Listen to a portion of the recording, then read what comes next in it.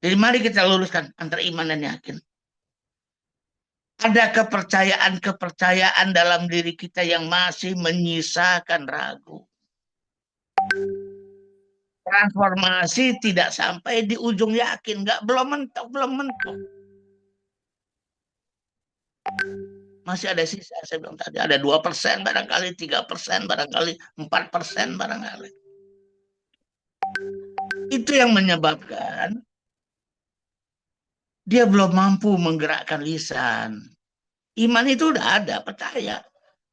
Selama kita itu sholat dengan sukarela tanpa paksaan, berarti sudah ada iman itu pada diri kita. Tapi kenapa ya nggak mampu menggerakkan lisan, nggak mampu menggerakkan pikiran, nggak mampu menggerakkan kreativitas, nggak mampu menggerakkan ide-ide, tidak mampu menggerakkan arkan tubuh kita. Seorang laki-laki pernah berkata pada istrinya, aku cinta kok padamu, tapi aku tidak tahu bagaimana cara mengekspresikannya. Loh, dalam hati saya cinta itu nggak ada trainingnya, cinta itu mengekspresikan cinta itu nggak ada ilmunya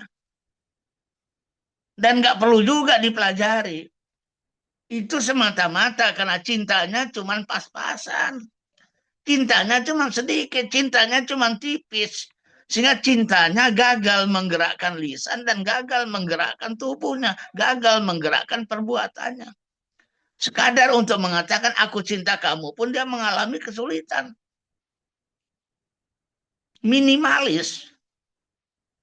Saya percaya pada laki-laki itu bahwa dia mencintai istrinya. Cuman masalahnya minimalis. Begitu pula dengan iman.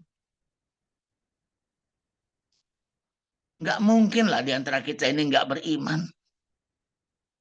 Kita sholat kok. Kita puasa kok. Kenapa sholat itu dijadikan indikator keimanan? Karena kalau bukan karena iman, nggak akan sholat kita.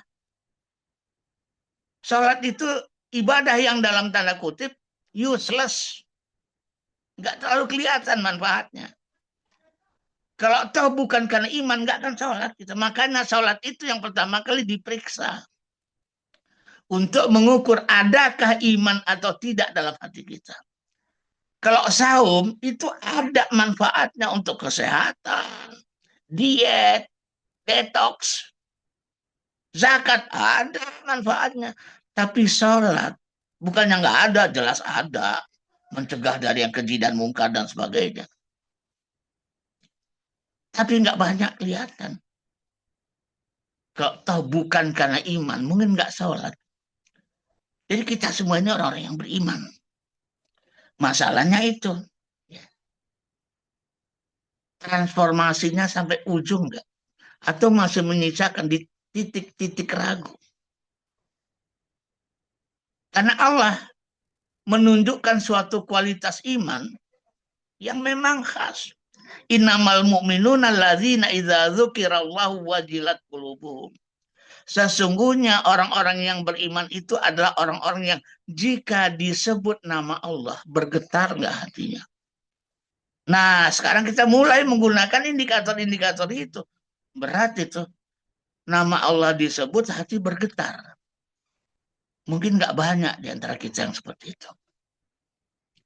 Wa idza tuliyat alaihim ayatuhu zadathum imana.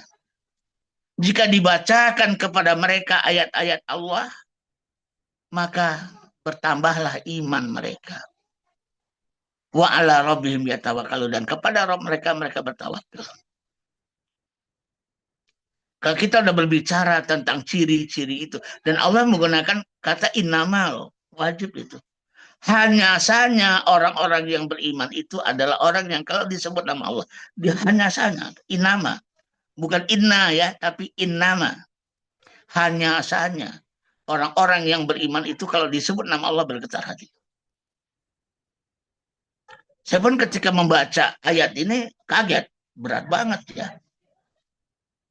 Tapi sebenarnya nggak berat. Nah ini yang akan kita perlu bahas nanti.